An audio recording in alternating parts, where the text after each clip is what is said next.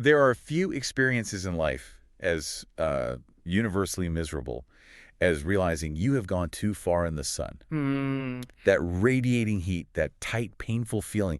You know you made a mistake, and now you are just looking for the absolute fastest way to feel normal again. It's the worst kind of souvenir, isn't it? And that discomfort is your body reacting to actual physical damage.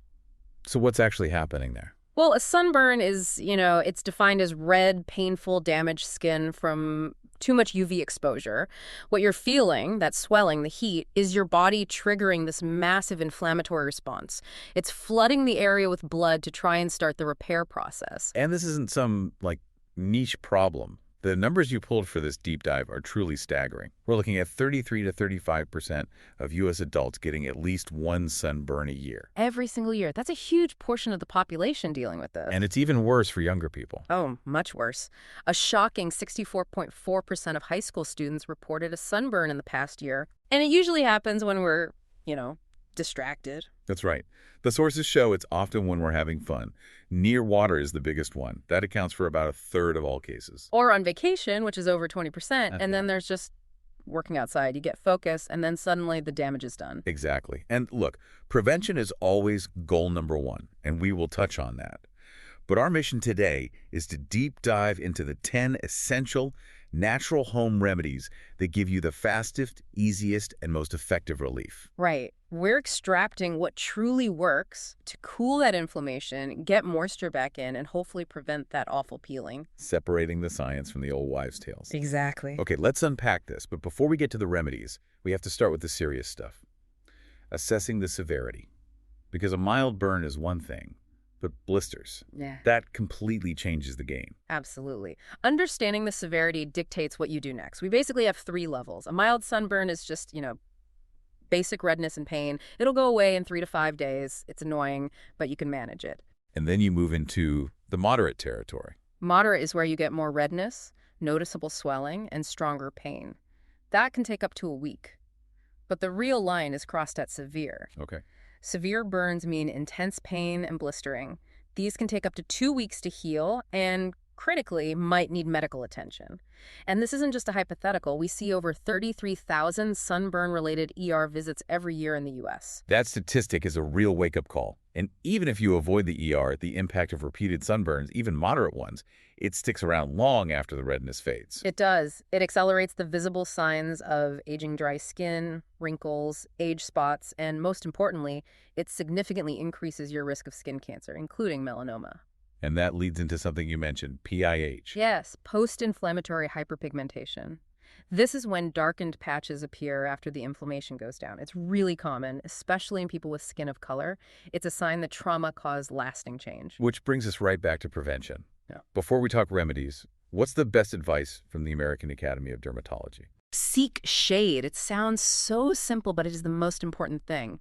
They say to actively avoid the sun's strongest rays, usually between 10 a.m. and 2 p.m. I love the rule of thumb for this. It's fantastic, isn't it? If your shadow is shorter than you are, the sun is too strong, you need to find shade immediately.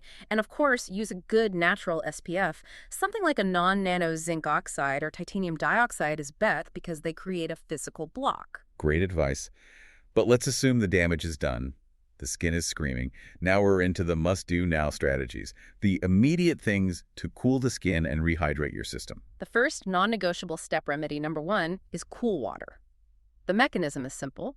Cooling the skin slows down that inflammatory response. It helps the blood vessels, which have expanded like crazy, to constrict a little bit. You said cool water is key.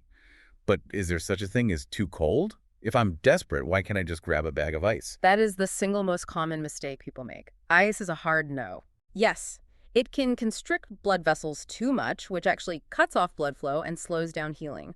Worse, you can give yourself an ice burn right on top of your sunburn. So you're just adding insult to injury. Precisely. The perfect temperature is around 84 degrees Fahrenheit, so lukewarm or just slightly cool, a cool shower, a cool bath, or a gentle cold compress. You want soothing relief, not shock treatment. Okay, so we've cooled the surface. What's the biggest mistake people make internally in those next 24 hours? I'm betting it's remedy number 5, hydration. 100%. Hydration is critical. When you get a sunburn, that inflammation pulls a ton of fluid from your body to the surface of your skin. Yeah. That's what causes the swelling. So you're actually getting dehydrated internally. Yes, you are losing water just because of the burn, so you have to replenish it, not just to feel better, but to help your body heal on a cellular level. And that means water and electrolytes, right? Correct. Electrolytes are so important because they help your cells regulate all that fluid. If you're drinking water, maybe add a low-sugar electrolyte mix. And this comes with a huge warning.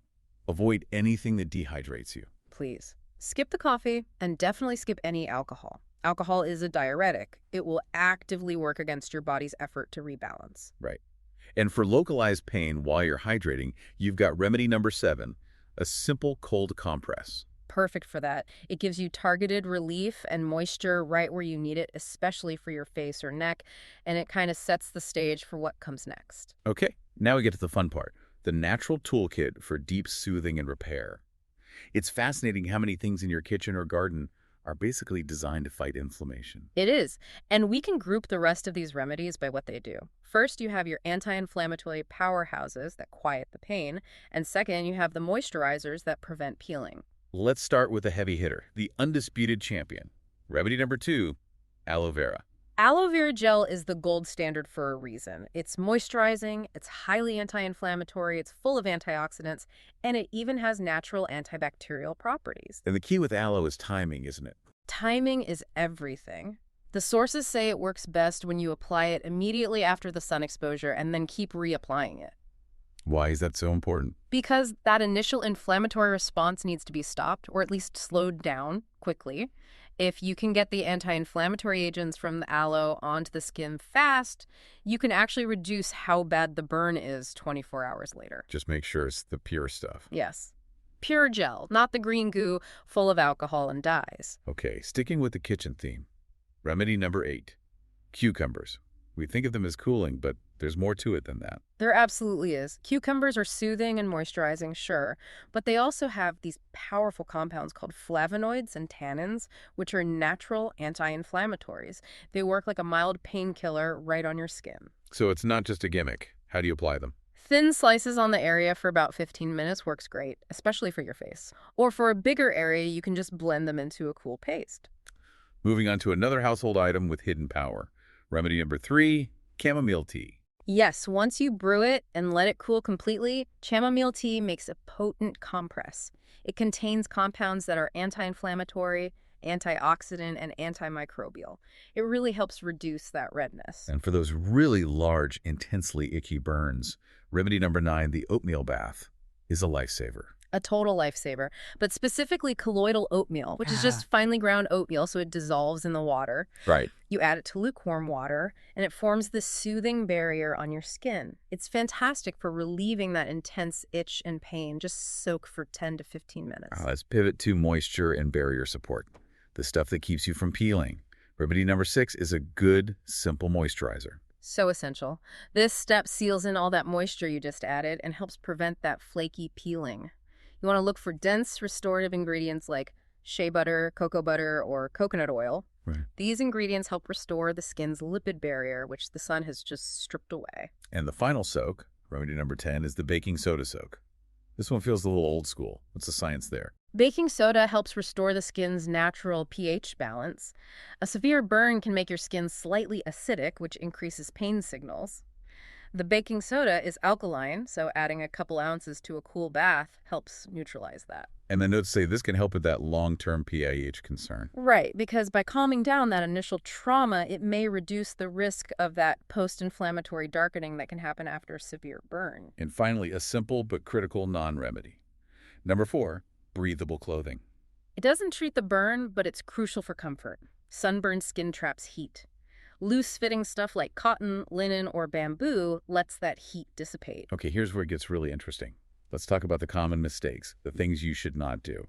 I'm thinking of that bottle of white vinegar people swear by. Ah, the vinegar myth. It feels cool, so you think it's helping, but the sources say it's a terrible idea. Why? It's a terrible idea. Vinegar is acidic. And while it might feel cool as it evaporates, that acid is actually causing further irritation and damage to your already compromised skin barrier. So it's actively making it worse. Exactly. There's zero scientific evidence that it pulls out the heat. It just prolongs the healing. And we already covered ice, but it's worth saying again. Cool, not freezing water. Yes. And avoid harsh active ingredients, chemical makeup, anything with alcohol or strong perfume on living skin. It will just irritate and dry it out. But there was a surprising yes on the list, witch hazel. Right. Witch hazel can be good for sunburns. Why is that? It has these powerful anti-inflammatory and astringent properties, so it helps reduce swelling and pain. It's great for calming irritated skin. But there's a huge asterisk on that one, A right? critical one. You must use a version that contains no alcohol, many of them do. And applying alcohol to a burn will sting like crazy and dry your skin out, which is the opposite of what you want. And even with the alcohol-free kind. Even then, follow it up with a good moisturizer because it can still be a little drying on its own. We've covered a ton of great home care, the 10 remedies that really work, but we have to talk about the line in the sand. Yeah. When do you stop and call a doctor? You need to seek medical help if the burn leads to systemic symptoms.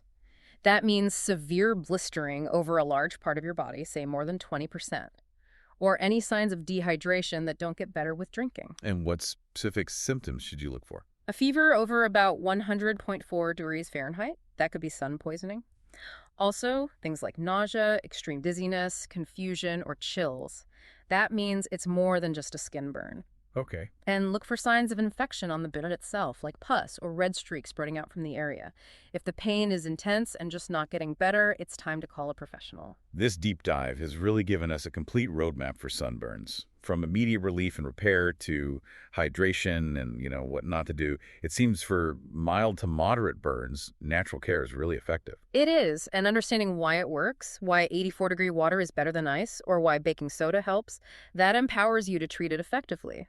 But as the redness fades, which remember peaks at 24 hours and can take days to go away, the focus shifts to long-term healing. To that crucial post-healing care for PIH. Exactly.